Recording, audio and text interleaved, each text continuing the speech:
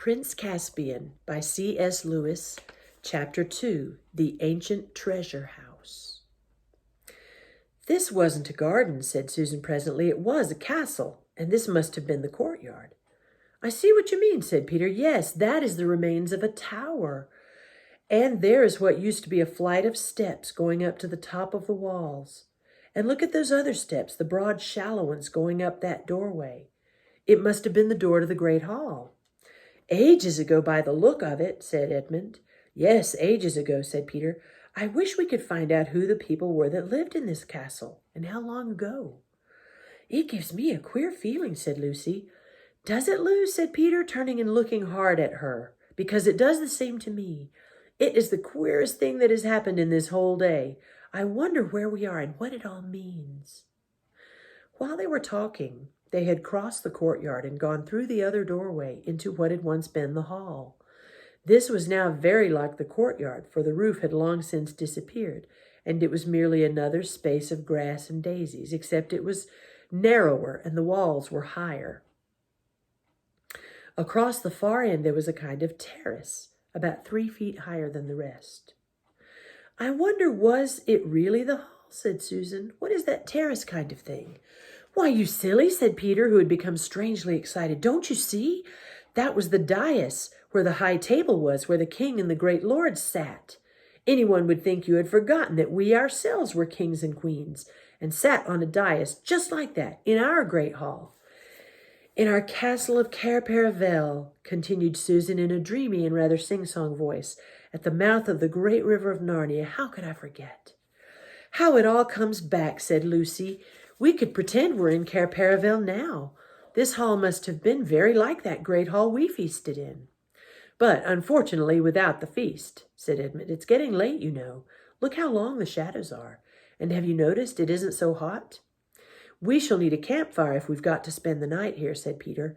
"I've got matches. Let's go and see if we can collect some dry wood." Everyone saw the sense of this, and for the next half hour they were busy. The orchard through which they had first come into the ruins turned out not to be a good place for firewood. They tried the other side of the castle, passing out of the hall by a little side door into a maze of stone humps and hollows, which must have once been passages and smaller rooms, but was now all nettles and wild roses. Beyond this, they found a wide gap in the castle wall and stepped through it into a wood of darker and bigger trees, where they did find dead branches and wood and sticks and dry leaves and fir cones in plenty. They went to and fro with bundles until they had a good pile on the dais.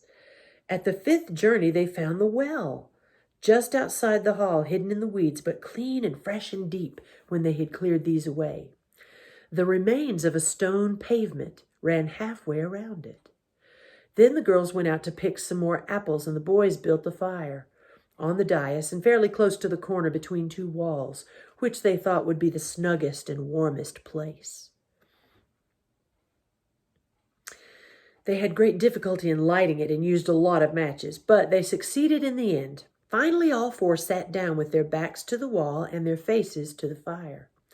They tried roasting some of the apples on the ends of sticks, but roast apples are not as good without the sugar, and they are too hot to eat with your fingers until they are too cold to be worth eating. So they had to content themselves with raw apples, which, as Edmund said, made one realize that school suppers weren't so bad after all. "I shouldn't mind a good thick slice of bread with margarine this minute," he added. But the spirit of adventure was rising in them all, and no one really wanted to be back at school. Shortly after the last apple had been eaten, Susan went out to the well to get another drink. When she came back, she was carrying something in her hand. "Look," she said in a rather choking kind of voice. "I found it by the well." She handed it to Peter and sat down. The others thought she looked and sounded as if she might be going to cry. Edmund and Lucy eagerly bent forward to see what was in Peter's hand, a little bright thing that gleamed in the firelight. "Well, I'm jiggered," said Peter, and his voice also sounded queer. Then he handed it to the others. All now saw what it was, a little chess knight, ordinary in size, but extraordinarily heavy because it was made of pure gold, and the eyes in the horse's head were two tiny little rubies, or rather one was, for the other had been knocked out. "Why," said Lucy, "it's exactly like one of the golden chessmen we used to play with when we were kings and queens at Cair Paravel." "Cheer up, Sue," said Peter to his other sister. "I can't help it," said Susan. "It brought back, oh, such lovely times, and I remembered playing chess with fauns and good giants and the mer people singing in the sea, and my beautiful horse, and—" "Now," said Peter in a quite different voice, "it's about time we four started using our brains." "What about?" asked Edmund. "Have none of you guessed where we are?" said Peter. Go on," said Lucy. "I've felt for hours there was some wonderful mystery hanging over this place." "Fire ahead, Peter," said Edmund. "We're listening." "We are in the ruins of Cair Paravel itself," said Peter. "But I say," replied Edmund, "I mean, how do you make that out? This place has been ruined for ages. Look at all those big trees growing right up to the gates. Look at the very stones. Anyone can see that nobody's lived here for hundreds of years." "I know," said Peter, "that is the one difficulty, but let's leave that out for the moment. I want to take the points one by one. First point, this hall is exactly the same shape and size as the hall at Cair Paravel. Just picture a roof on this, and colored pavement instead of grass, and tapestries on the walls, and you get our royal banqueting hall." No one said anything. "Second point," continued Peter, "the castle well is exactly where our well was, a little to the south of the great hall, and exactly the same size and shape." Again, there was no reply. "Third point, Susan has just found one of our old chessmen, or something as like one of them as two peas." Still nobody answered. "Fourth point, don't you remember? It was the very day before the ambassadors came from the King of Calormen. Don't you remember planting the orchard outside the north gate of Cair Paravel? The greatest of all the wood people, Pomona herself, came to put good spells on it. It was those very decent little chaps, the moles, who did the actual digging. Can you have forgotten that funny old Lily Gloves, the chief mole, leaning on his spade and saying, 'Believe me, your majesty, you'll be glad of these fruit trees one day'? And by Jove, he was right." I do," said Lucy and clapped her hand. "But look here, Peter," said Edmund, "this must be all rot. To begin with, we didn't plant the orchard slap up to the gate. We wouldn't have been such fools." "No, of course not," said Peter, "but it has grown up to the gate since." "And for another thing," said Edmund, "Cair Paravel wasn't on an island." "Yes, I have been wondering about that, but it was on a, what do you call it, a peninsula. Jolly nearly an island. Couldn't it have been made an island since our time? Somebody has dug a channel." "But half a moment," said Edmund. "You keep on saying since our time, but it's only a year ago that we came back from Narnia. And you want to make out that in 1 year castles have fallen down and great forests have grown up, and little trees we saw planted ourselves have turned into a big old orchard, and goodness knows what else. It's all impossible." "There's one thing," said Lucy. "If this is Cair Paravel, there ought to be a door at this end of the dais. In fact, we ought to be sitting with our backs against it this moment. You know, the door that led down to the treasure chamber." "I suppose there isn't a door," said Peter, getting up. The wall behind them was a mass of ivy. "We can soon find out," said Edmund, taking up one of the sticks they had laid ready for the fire. He began beating against the ivied wall. Tap, tap went the stick against stone, and then again tap, tap. But then all at once, boom, boom, a quite different sound. A hollow wooden sound. "Great Scott," said Edmund. "We must clear the ivy away," said Peter. "Oh, do let's leave it alone," said Susan. "We can try in the morning. If we've got to spend the night here, I don't want an open door at my back and a great big black hole that anything might come out of. Besides the draught and the damp, and it'll soon be dark." "Oh, Susan, how can you?" said Lucy with a reproachful glance. But both boys were too excited to take any notice of Susan's advice. They worked at the ivy with their hands and with Peter's pocket knife till the knife broke. After that they used Edmund's. Soon the whole place where they had been sitting was covered with ivy, and at last they had the door cleared away. "Locked, of course," said Peter. "But the wood's all rotten," said Edmund. "We can pull it to bits in no time, and it will make extra firewood. Come on." It took them longer than they expected, and before they had done, the great hall had grown dusky, and the first star or two had come out overhead. Susan was not the only one who felt a slight shudder as the boys stood above the pile of splintered wood, rubbing the dirt off their hands and staring down into the cold, dark opening they had made. "Now for a torch," said Peter. "Oh, what is the good?" said Susan, and as Edmund said, "I'm not saying it now," Edmund interrupted. "I still don't understand, but we can settle that later. I suppose you're coming down, Peter?" "We must," said Peter. "Cheer up, Susan. It's no good behaving like kids now that we're back in Narnia. You're a queen here. And anyway, no one could go to sleep with a mystery like this on our minds." They tried to use long sticks as torches, but this was not a success. If you held them with the lighted end, they went out, and if you held them the other way, they scorched your hand, and the smoke got in your eyes. In the end, they had to use Edmund's electric torch. Luckily, it had been a birthday present less than a week ago, and the battery was almost new. He went first with the light. Then came Lucy, then Susan, and Peter brought up the rear. "I've come to the top of the steps," said Edmund. "Count them," said Peter.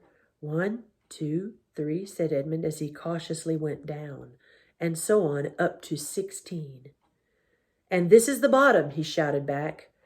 "Then it really must be Cair Paravel," said Lucy. "There were 16.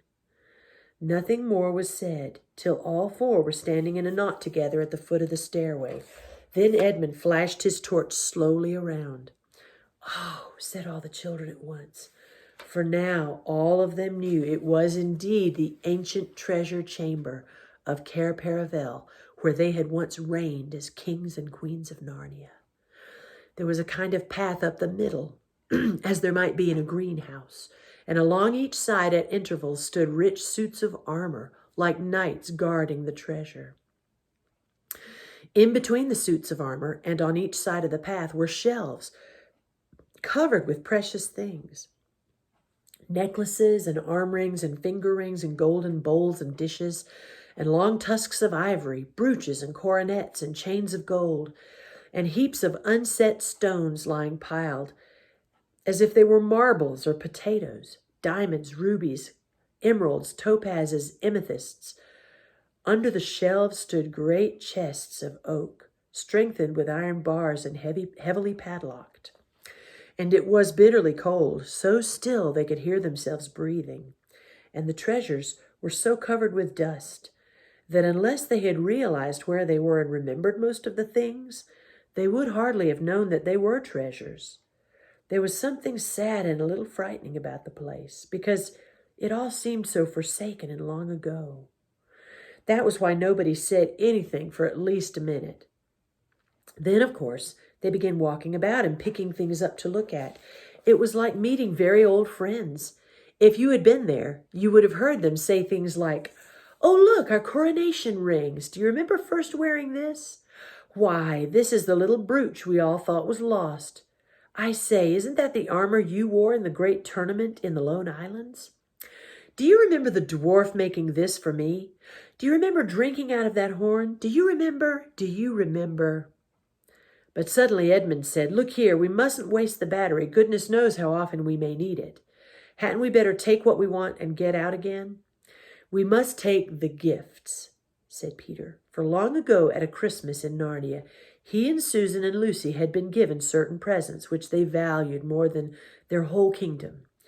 Edmund had had no gifts because he was not with them at the time. This was his own fault, and you can read about it in the other book. They all agreed with Peter and walked up the path to the wall at the far end of the treasure chamber, and there, sure enough, the gifts were still hanging. Lucy's was the smallest, for it was a little bottle, but the bottle was made of diamond instead of glass, and it was still more than half full of the magical cordial which would heal almost every wound and every illness.